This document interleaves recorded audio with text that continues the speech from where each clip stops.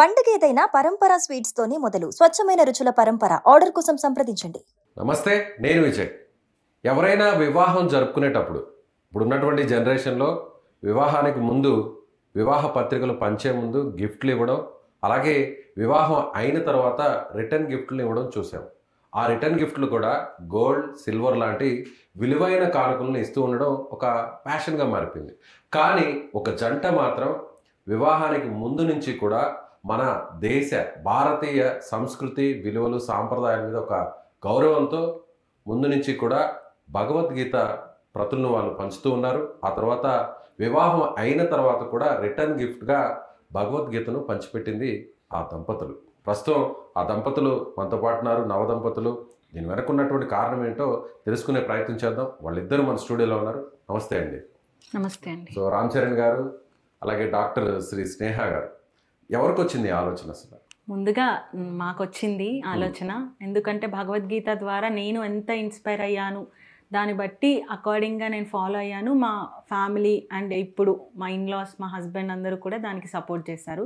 So thought అనేది నాకు Bhagavad Gita inspire చేయడం ద్వారా ఆ రిటర్న్ గిఫ్ట్ ఇవ్వాలన్న థాట్, ఇది కదా అసలైన జ్ఞానం, అందరికి ఇంతకంటే వాల్యుబుల్ ఇంకా మనం ఏమి ఎవరికి ఇవ్వలేమనిపించింది. సో అలా స్టార్ట్ అయిందనమాట. జనరల్గా స్నేహ గారు, చాలామంది కూడా మన ఇండియన్సే, ముఖ్యంగా యూత్ అంతా కూడా అసలు మన సంస్కృతి సాంప్రదాయాలు, పురాణాలు, ఇతిహాసాలు అన్నిటి మీద ఎవ్వరికి కూడా అసలు కనీసం అటువైపు చూడాలి, వాటిని చదవాలి అనే ఆలోచనే చాలామందికి తగ్గిపోతుంది. అలాగే విదేశీయులు వచ్చి మన సంస్కృతి పట్ల, మన కల్చర్ పట్ల వాళ్ళు ఆకర్షితులు అవుతున్నారు. అలాంటిది ఈ జనరేషన్లో ఒక డాక్టర్గా ఉన్న మీరు, సో మీతో పాటు ఇది 10 మందికి కూడా ఈ నాలెడ్జ్ వెళ్ళాలి అనే ఆలోచన రావడం నిజంగా గ్రేట్. హస్బెండ్ అంటే పెళ్ళి కాబోతున్న ముందు ఏమన్నా ఆయనతో షేర్ చేసుకున్నారా ఎంగేజ్మెంట్ అయిన తర్వాత? షేర్ చేసుకున్నాను. ఇది యాక్చువల్లీ 1 year ముందే మాకు ఇలా ప్రొఫెషనల్గా ఒక యూట్యూబ్ ఛానల్ స్టార్ట్ చేసి మనము అందరికీ చెప్పాలి అనేది అనుకున్నాను. దానికంటే ముందు 1 year అన్అఫిషియల్గా జూమ్లో చెప్తూ ఉన్నాను.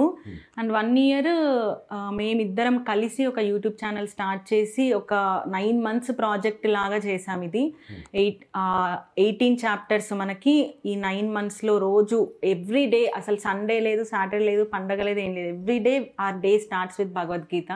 అండ్ మా చుట్టూ ఉన్న కమ్యూనిటీ, మాతో జాయిన్ అయ్యే పిల్లలు, పెద్దవాళ్ళు అందరూ కూడా కంపల్సరీ మార్నింగ్ 6 to 7 భగవద్గీతతోనే స్టార్ట్ అవుతుంది. సో అదొక రిచువల్ లాగా మాకు అయిపోయింది. సో ఆ ప్రాసెస్లో తను అక్కడ యుఎస్లో ఉన్నా కూడా తను ఏం చేయగలిగాడో నాకు అది సపోర్ట్గా చేశాడు. సో వి షేర్డ్ ఎవ్రీథింగ్ అనమాట. ఓహో, మీరు యుఎస్లో ఉండేవాళ్ళ?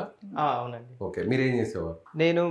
నేను యుఎస్లో మామూలు సాఫ్ట్వేర్ జాబ్ చేస్తున్నాను. సో తను ఇలా అన్నప్పుడు నాకు కూడా చాలా మంచిగా అనిపించి మేము ఈ ఇయర్ జనవరిలో స్టార్ట్ చేసాము.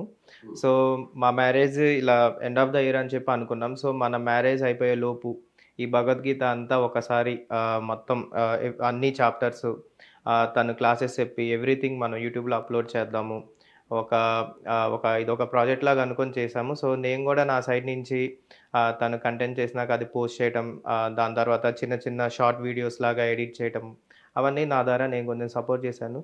సో ఈ ప్రక్రియలో నేను కూడా భగవద్గీత గురించి చాలా నేర్చుకున్నాను. సో తను టీచ్ చేస్తూ ఉంటే నేను అప్పుడప్పుడు జాయిన్ అవుతూ ఉండేవాడిని, కానీ రెగ్యులర్గా చేయగలిగేవాడిని కాదు. బట్ ఇది మేము అనుకున్నాక నేను కూడా చాలా నేర్చుకున్నాను అనమాట తన దగ్గర. అంటే ఎడిటింగ్ చేయడం ద్వారా తను ఎడిట్ చేయాలంటే తనకు ఒక ఐడియా ఉండాలి కదా. సో ఆ రకంగా నేర్చుకున్నాడు. తనకు ఒక ఆపర్చునిటీ లాగా అయ్యింది అది. సో అంటే మ్యారేజ్ అయ్యి ఇప్పటికి ఎంతకాలం అవుతుంది? జస్ట్ ఫస్టే అయింది. అక్టోబర్లో భగవద్గీత కంప్లీట్ చేసాము. నవంబర్ 1 మా మ్యారేజ్ అయింది. ఒక 20 days అయింది. బిఫోర్ మ్యారేజ్ అంటే మీ మ్యారేజ్ ప్రపోజల్ అనేది వచ్చిన దానికి మ్యారేజ్కి ఉన్న గ్యాప్ ఆల్మోస్ట్ 1 year గ్యాప్ వచ్చింది. ఎందుకంటే మధ్యలో కొంచెం వేరే సిచ్యువేషన్స్ వల్ల అది కొంచెం పోస్ట్పోన్ అయింది. 1 year గ్యాప్ వచ్చింది.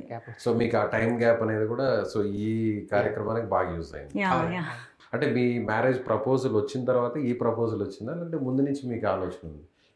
అంటే భగవద్గీత చెప్పాలనేది ముందు నుంచి ఉంది, ఒక 2-3 years నుంచి ఉంది అది. కాకపోతే ఒక ప్రొఫెషనల్గా యూట్యూబ్ అనేది ఒక 1 year నుంచే వచ్చింది. అంతకుముందు జస్ట్ నా చుట్టూ ఉండే నైబర్స్కి వీళ్ళకి చెప్తూ ఉండేదాన్ని.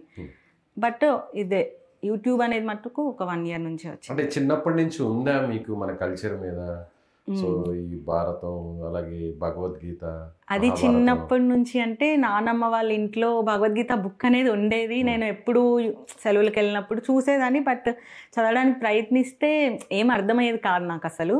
బట్ వన్స్ లాక్డౌన్ పీరియడ్ ఇంకా అక్కడి నుంచి నేను కొంచెం తీసుకెళ్ళాను, హాస్టల్ తీసుకెళ్ళాను. ఎందుకంటే నాకు అది ఉంది, ఆ బేస్ అనేది ఉందన్నమాట, ఆ రూట్స్ అనేవి ఉన్నాయి. ఇది భగవద్గీత మన స్క్రిప్చర్ చదవాలనేది ఉంది. హాస్టల్ తీసుకెళ్ళి రోజు ఏదో ఒక శ్లోకం అలా చదివేదాన్ని, కానీ అర్థమయ్యేది కానీ దాని ఇంటెన్సిటీ తెలీదు. జస్ట్ ఒక పెద్దవాళ్ళు చెప్పారనో ఉందనో తీసుకెళ్ళేదాన్ని. అలా హాస్టల్ తర్వాత ఇంకా అది మొత్తం స్టడీస్ మీదకే వెళ్ళిపోయా ఫుల్ ఫ్లెడ్జ్డ్గా. దీన్ని అంత పట్టించుకోలేదు. వన్స్ నా గ్రాడ్యుయేషన్ అయిపోయి ఎండిఎస్ నేను ఎంట్రన్స్ ఎగ్జామ్ రాసాక అప్పుడు లాక్డౌన్ వచ్చింది. సో ఆ పీరియడ్లో మళ్ళీ నాకు నా గురువు గారు, నా స్పిరిచువల్ గురు బ్రహ్మర్షి సుభాష్ పత్రి గారు రాసిన గీతాయనం బుక్ మా ఇంట్లో ఉండడం, నేను అది తీసి చదవడం, ఆ బుక్ చదివాక నాకు భగవద్గీత మీద పర్స్పెక్టివ్ మొత్తం చేంజ్ అయిందనమాట. ఇది ఏదో మొత్తం ఏజ్ అయిపోయాక చదివేది కాదు, అసలు ఇప్పుడు ఈ ఏజ్లో చదవాలి, ఈ ఏజ్లో కంటే ఇంకెంత చిన్నప్పుడు చదివితే అంత బాగుంటుంది అని అనిపించింది అనమాట ఒక్కసారి ఆ బుక్ చదివినాక. ఇది ఇక్కడితో ఆగకూడదు.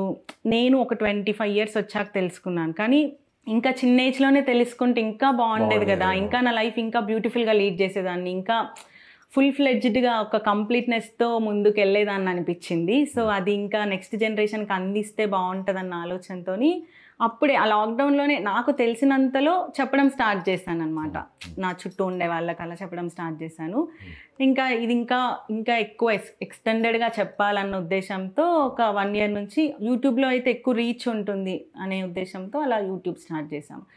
మ్యారేజ్లో కూడా ఇంతకంటే వాల్యుబుల్ ఏమి ఉండదు కదా అనిపించింది. గురువుగారి సమక్షంలోనే చేసుకోవాలనుకున్నాను మ్యారేజ్ కూడా. గురుగారు లేరు నా మ్యారేజ్ టైంకి. సో ఆ శక్తి స్థలం అంటే గురుగారు సమాధి అక్కడే ఉంటుంది, పిరమిడ్ ప్రాంగణంలోనే ఉంటుంది.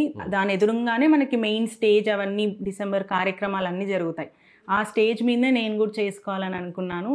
అదే ఇన్ఫర్మేషన్ మా ఇన్లాస్తోని మా హస్బెండ్తో కూడా షేర్ చేసుకుంటే వాళ్ళు కూడా ఓకే అన్నారు. థ్యాంక్ఫుల్లీ.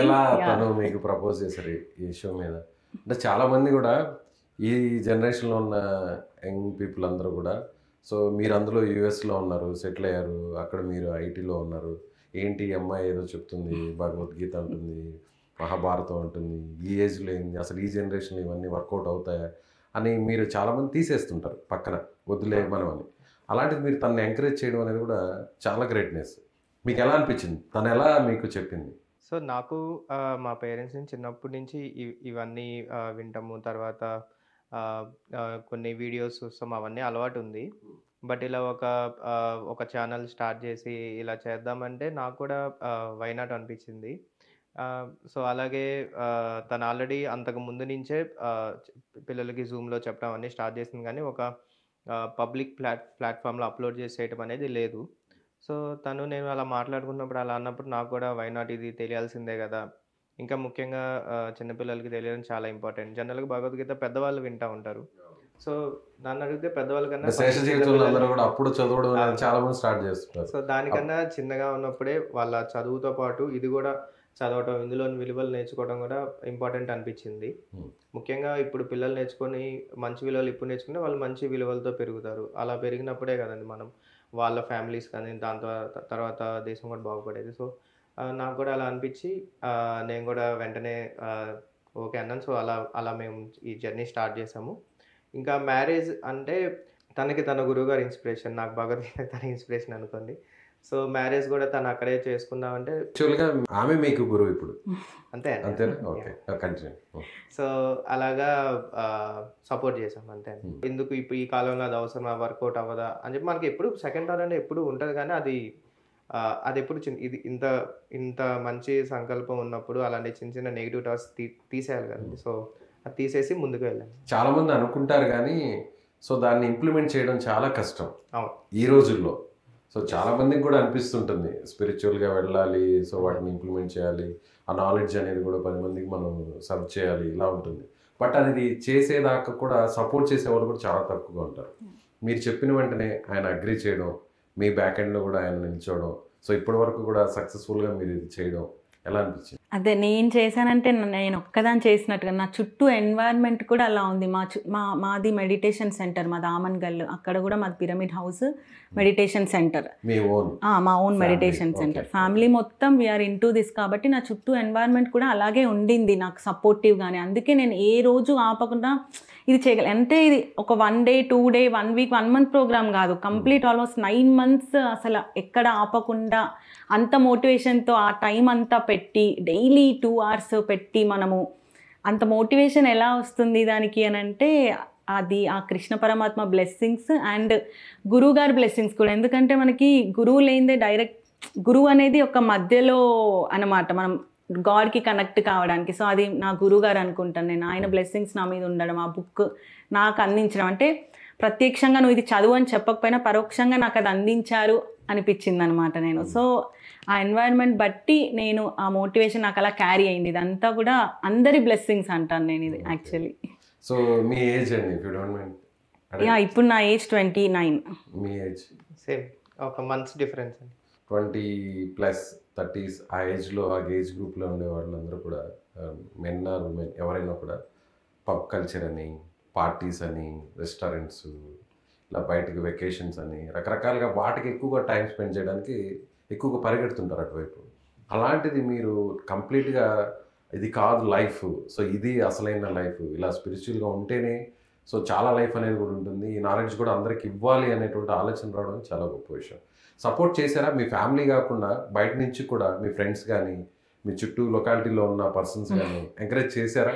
అంటే మీరు అన్నట్టు ఈ ఏజ్లో ఉన్నప్పుడు అన్ని థింగ్స్ అట్రాక్ట్ చేస్తాయి మనల్ని. ఎందుకంటే this is the age we get attracted to so many things. కాకపోతే నా ఎన్వైర్న్మెంట్ అలా ఉంది కాబట్టి నేను ఈ వేలో వెళ్ళాను. నా ఫ్రెండ్స్ ఎన్వైర్న్మెంట్ అలా ఉండలేదు కాబట్టి వాళ్ళకి డైరెక్ట్ అర్థం కాకపోవచ్చు.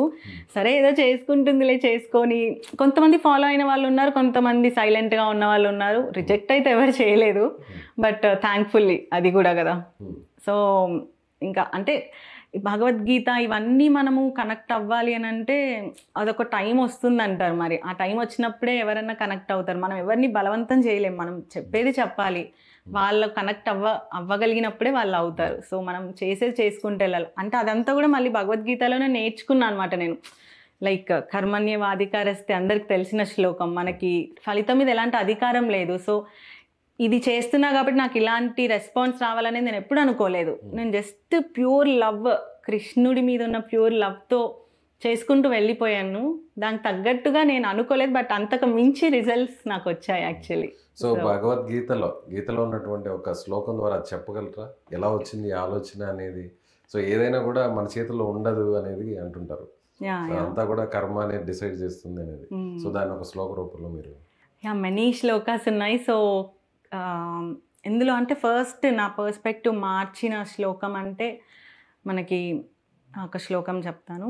దేహినోస్మిన్ యథా దేహే కౌమారం యౌవనం జరా తథా దేహాంతర ప్రాప్తి ధీరస్తత్ర న ముహ్యతి. అంటే దీని మీనింగ్ ఏంటంటే లైక్ మన మొత్తం లైఫ్ జర్నీలో మన శరీరం ఏంటంటే ఒక బాల్యం స్టేజ్, యవ్వనం స్టేజ్ అండ్ ముసలితనం, ఇవన్నీ గో త్రూ అవుతూ ఉంటాయి. అండ్ ఇవన్నీ మనము నార్మల్గా జరిగిపోతుంది కదా, ఇదేం పెద్ద విశేషం కాదనుకుంటాం. బట్ ఆ ఎండ్ స్టేజ్, ఆ మరణం వచ్చేసరికి మనం అది తీసుకోలేకపోతాం అనమాట. కానీ ఇక్కడ కృష్ణుడు ఎంత సింపుల్గా చెప్పేశాడనంటే ఇవన్నీ జరగడం ఎంత సహజమో, నీ లోపల ఉన్న సోల్ కూడా ఇంకో బాడీలోకి వెళ్ళడం కూడా అంతే సహజం. అంటే అది ఆ శ్లోకం విన్నప్పుడు లైక్ అరే ఇలా కదా మనం ఆలోచించాలి, మనం ఎంత నారో మైండెడ్గా ఉంటున్నాం. ఇది చాలా పెద్ద కాన్సెప్ట్, ఇంత పెద్దదే ఇంత సింపుల్గా తీసుకోవాలని చెప్పారు. కానీ మనం చిన్న చిన్న విషయాలకే మనం అబ్బా ఇది నాది, ఇది నా ప్లేస్, ఇది నా ఫోన్, నా మనీ అని అనుకుంటాం కదా. అంత ఇది బాడీయే నీది కాదని చెప్తున్నాడు కృష్ణుడు. ఇంకా నీ చుట్టూ ఉండేవి ఎందుకు నువ్వు అంత అటాచ్మెంట్ పెంచుకుంటున్నావు? అక్కడ డిటాచ్మెంట్ అనేది మనం నేర్చుకోవాలి అనేది నాకు అర్థమైంది. సో ఆ డిటాచ్మెంట్ ద్వారానే నువ్వు ఆ ప్రజెంట్ మూమెంట్లో ఉండగలుగుతావు, ఫ్యూచర్లోకి వెళ్ళావు. నువ్వు అటాచ్మెంట్ ఉంటే ఏమవుతుందంటే నేను నాది కాబట్టి ఇది నాకు ఇది రావాలి, ఫ్యూచర్లో నాకు ఇది జరగాలి అని కోరుకుంటాం. వెన్ యు ఆర్ డిటాచ్డ్ నువ్వు ఆ ప్రజెంట్ మూమెంట్లో ఉంటావు. ప్రజెంట్ మూమెంట్లో ఉంటే నీ 100% నువ్వు అక్కడ ఇస్తావు. నీ 100% ఇచ్చినప్పుడు ఆటోమేటిక్గా రిజల్ట్ వచ్చేస్తుంది, నువ్వు దాని గురించి బెంగ పెట్టుకోవాల్సిన పని లేదు. సో ఇలా నేను చేసే ఈ శ్లోకాలు నేర్చుకునే ప్రాసెస్లోనే, తెలుసుకున్న ప్రాసెస్లోనే దాన్ని ఇంప్లిమెంట్ చేయడానికి కూడా ట్రై చేస్తూ అలా ముందుకెళ్తున్నాను నాకు వీలైనంతలో. సో మీరు ఇప్పటివరకు ఒక 5,000 కాపీస్ని మీరు డిస్ట్రిబ్యూట్ చేశారు. సో మీరు ఆ 5,000 కాపీస్లో ఎంతమంది వాటిని శ్రద్ధగా వాటిని అలవర్చుకోవడం, దాని ద్వారా లైఫ్ని కొంతవరకు చేంజెస్ చేయడం అనేది ఎంతమంది దాన్ని ఫాలో అవుతున్నారు? 5,000 అది మనం జస్ట్ ఒక కొంచెం అనేది కాదు. సో మీకు ఒక ఐడియా వచ్చి ఉంటుంది. సో వాటిని తీసుకున్న వాళ్ళు ఎస్ మేము ఫాలో అవుతున్నాం, చదువుతున్నాం, కొన్ని చేంజెస్ వచ్చాయి, మా లైఫ్ స్టైల్లో కూడా చాలా మార్పులు గమనించాం, అట్లా చెప్పిన వాళ్ళు ఉన్నారు. 5,000 ఇవన్నీ జనరల్గా మనం పనిచేసాము, అక్కడ కొంచెం ఇంట్రడక్షన్ చెప్పి పంచాము. కానీ ఒక్క సెట్ ఆఫ్ స్టూడెంట్స్ మటుకు నాకు గత 2 yearsగా వాళ్ళు నాతోనే ఉన్నారనమాట. అంటే ఈ జర్నీలో డైలీ పార్టిసిపేట్ చేసిన వాళ్ళు ఉన్నారు. అంటే వాళ్ళని నేను ప్రత్యక్షంగా 2 years నుంచి చూస్తున్నాను, దగ్గర నుండి చూస్తున్నాను అనమాట. వాళ్ళలో వచ్చిన చేంజెస్ అయితే నేను డెఫినెట్గా వాళ్ళు రోజు కలవడం నేను చూస్తున్నాను కాబట్టి వాళ్ళతో షేర్ చేసుకోవడం అవన్నీ ఖచ్చితంగా జరిగాయి. అంటే వాళ్ళు ఫస్ట్ వచ్చినప్పుడు మీరు అన్నట్టుగా చిన్నపిల్లలైన అబ్బాయి ఎందుకు ఇది బోరింగ్ అలా ఫీల్ అయ్యారు. కాకపోతే వాళ్ళ పేరెంట్స్ వాళ్ళని మోల్డ్ చేసి వాళ్ళని ఇది ఇప్పిస్తాను రా ఇది నేర్చుకో క్లాసెస్కి వెళ్దాము అని చెప్పి వాళ్ళ పేరెంట్స్ మోటివేట్ చేసి అలా తీసుకురావడం. దాని తర్వాత ఇప్పుడు వాళ్ళంతట వాళ్ళే అసలు ఎంత ఇంట్రెస్ట్గా వస్తారనంటే ఈరోజు క్లాస్ పెట్టుకుందామా అక్క, ఈరోజు క్లాస్ పెట్టుకుందామా, రేపు పెట్టుకుందామా. నేను కొంచెం ఎక్కడైనా బిజీ ఉన్నా కూడా వాళ్ళే షెడ్యూల్ చేసి మరీ ఇంట్రెస్టెడ్గా వస్తున్నారు. అండ్ వాళ్ళ బిహేవియర్లో, వాళ్ళ లైఫ్ స్టైల్లో కూడా, వాళ్ళ ఫుడ్ హ్యాబిట్స్లో కూడా, లైక్ భగవద్గీతలో మనకి వచ్చింది అన్నిట్లోనూ ఆ పరమాత్మ ఉంటాడని. అది నేను ఎప్పుడు చెప్పలే వాళ్ళకి మీరు నాన్ వెజ్ మానేయండి, అది నేను డైరెక్ట్గా ఎప్పుడు చెప్పలేదు, నేను తినను. బట్ వాళ్ళకి ఎప్పుడు అలా డైరెక్ట్గా చెప్పలేదు. ఆ కాన్సెప్ట్ ద్వారా అది వాళ్ళంతటా వాళ్ళు అంత చిన్న ఏజ్ గ్రూప్ వాళ్ళైనా 8th, 6th, 5th స్టాండర్డ్ వాళ్ళు అరే అవును కదా మరి అన్నిట్లో పరమాత్మ ఉంటే నేను ఇది నాన్ వెజ్ తినకూడదు అనేది వాళ్ళంతటా వాళ్ళు మానేశారు. So that is the greatest change అనిపించింది.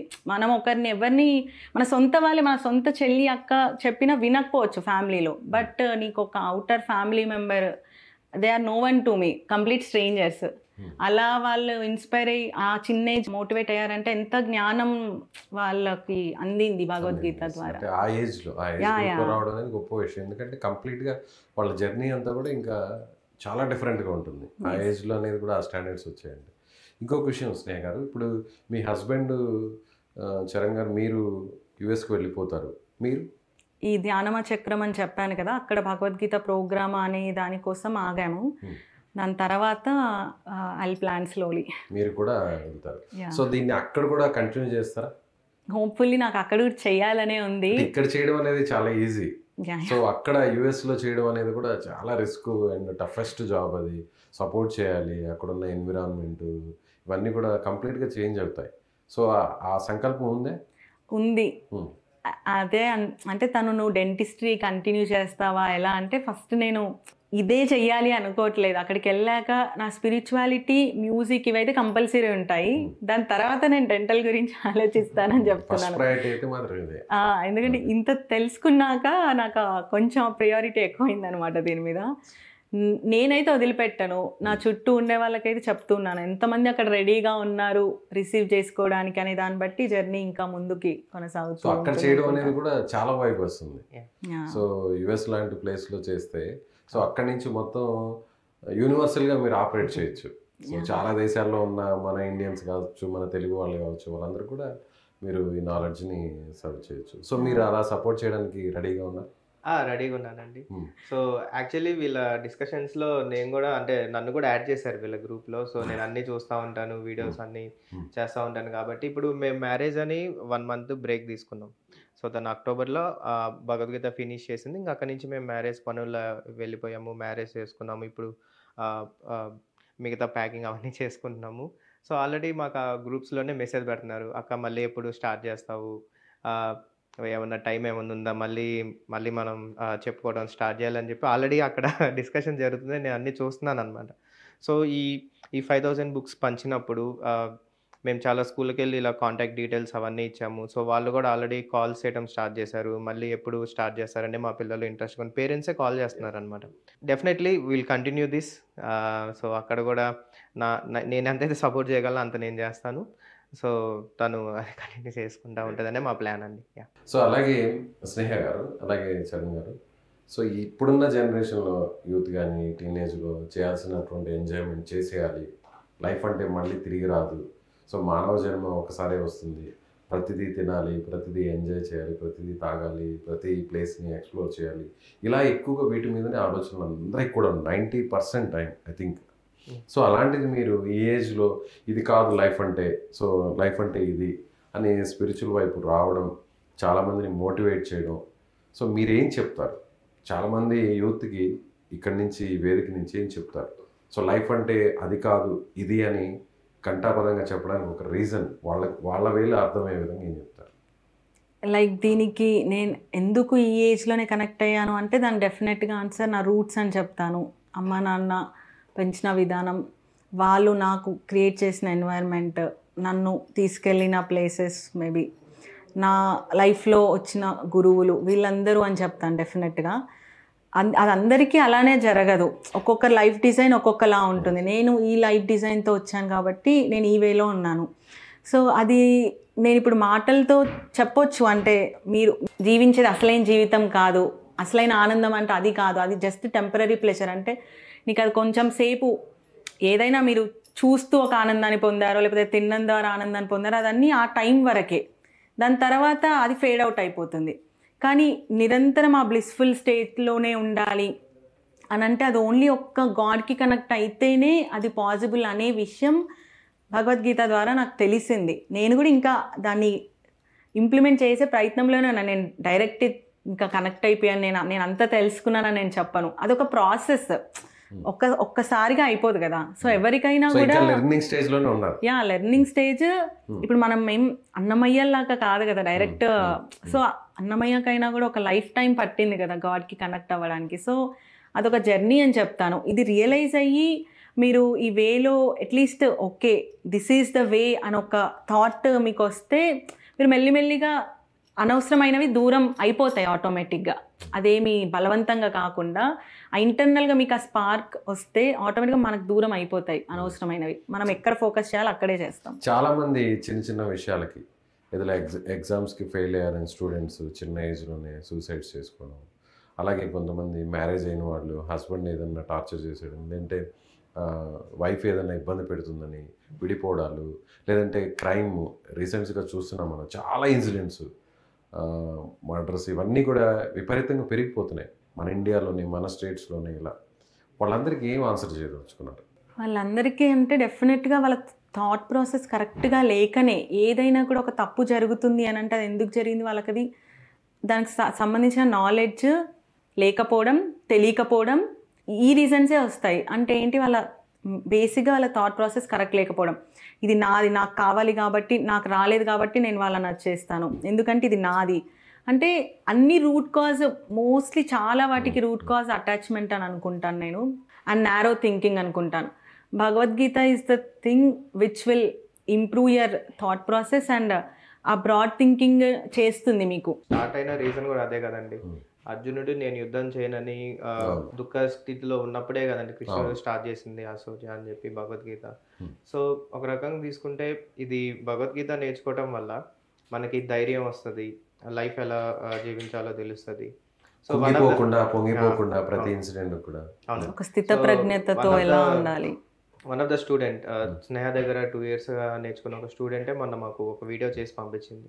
నాకు ఎగ్జామ్స్ అంటే చాలా భయం ఉండేది, నేను చాలా భయపడేదాన్ని. బట్ ఒకసారి నేను భగవద్గీత నేర్చుకోవడం వల్ల ఆ శ్లోకాల్లో ఉన్న మీనింగ్ తెలుసుకోవడం వల్ల నాకు ఇప్పుడు ఆ భయం తగ్గింది. నేను ఇంకా ధైర్యంగా ఎగ్జామ్స్ రాస్తున్నాను, చాలా మంచిగా పర్ఫామ్ చేస్తున్నాను అని చెప్పి మాకు ఒక చిన్న వీడియో కూడా చేసి పంపించింది. సో మీరు అన్న దాంట్లో మీరు అంటే చాలా విషయాలు ఉన్నాయి, బట్ నేను ఒక చిన్న ఎగ్జాంపుల్లా చెప్తున్నాను. అయితే నిజంగా గ్రేట్. ఎందుకంటే మీ ఇలాంటి వాళ్ళు ముందుకు వచ్చి మన సంస్కృతిని, అలాగే మన సాంప్రదాయాల్ని, మన ఇతిహాసాలు, పురాణాలు, వీటి గురించి వస్తున్న జనరేషన్స్ అందరికి కూడా అందించడం అనేది కూడా అంత ఈజీ టాస్క్ కాదు. సపోర్ట్ చేయాలి, ఎంకరేజ్ చేయాలి. చాలామంది క్రిటిసైజ్ చేస్తారు, ట్రోల్ చేస్తారు, కామెంట్స్ చేస్తుంటారు. వాటన్నిటిని కూడా పట్టించుకోకుండా మీరు వెళ్తున్నటువంటి వేలోనే మీరు వెళ్ళడం అనేది, అందులో ఈ ఏజ్లో. సో మీరు ఇక్కడ కాకుండా మీరు అక్కడ జాబ్ చేస్తూ విదేశాల్లో, సో అక్కడికి వెళ్ళినా కూడా ఈ ప్రయత్నాన్ని ఆపకుండా కంటిన్యూ చేయాలనుకోవడం నిజంగా గ్రేట్. ఇది ఇంకా సక్సెస్ఫుల్గా విజయవంతం అవ్వాలని మనస్ఫూర్తిగా సుమన్ టీవీ తరఫున నేను కూడా కోరుకున్నాను. Thank you. థ్యాంక్ యూ అండి. థ్యాంక్ యూ అండి.